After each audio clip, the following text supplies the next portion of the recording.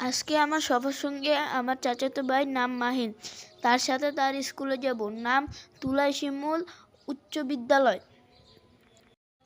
সে ওই স্কুলে পড়ে, ক্লাস 8ম শ্রেণীতে, ক শাখায়, রোল 49।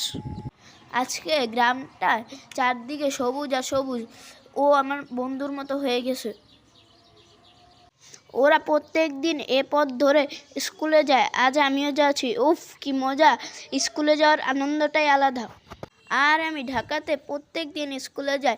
যানজট, গাড়ি ঘোড়া এসব মিলে প্রকৃতির কোনো ছোঁয়া নেই। গ্রামের রাস্তা দিয়ে হাঁটতে অনেক ভালো লাগছে। মাইন আমার সাথে আছে, অনেক মজার মজার গল্প করতেছি আমরা। খেলাধুলা, স্কুলে দুষ্টামি নিয়ে আর ওর সাথে শেয়ার করতেছি আমি। ওরও অনেক মনের কথা আমাকে বলতেছে। আমার অনেক শুনতে অনেক মজা লাগতেছে। কথা বলতে বলতে চলে আসলাম স্কুলের কাছে। কিছুক্ষণের মধ্যে আমরা স্কুলের ভিতরে ঢুকব। স্কুলটি স্থাপিত হয়েছে 1964 সালে। বিগত সময়ে এই স্কুল থেকে এসএসসিতে ভালো রেজাল্ট করছে অনেকজনই। তারা সমাজের অনেক উঁচু উঁচু স্থানে অবস্থান করছে। স্কুলের ভিতরে একটি ঈদগাহ আছে এবং ফুটবল খেলার মাঠও আছে।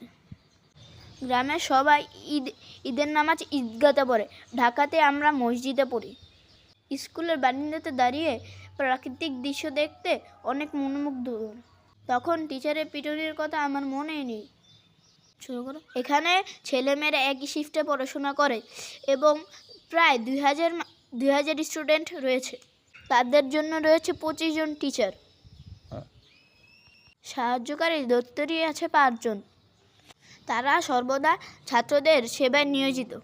পরিশেষে আজ আমার স্কুলটাও খুবই ভালো লাগছে। আজকে এখানে শেষ, কালকে অন্য কোনো জায়গায় দেখা হবে আপনাদের সাথে।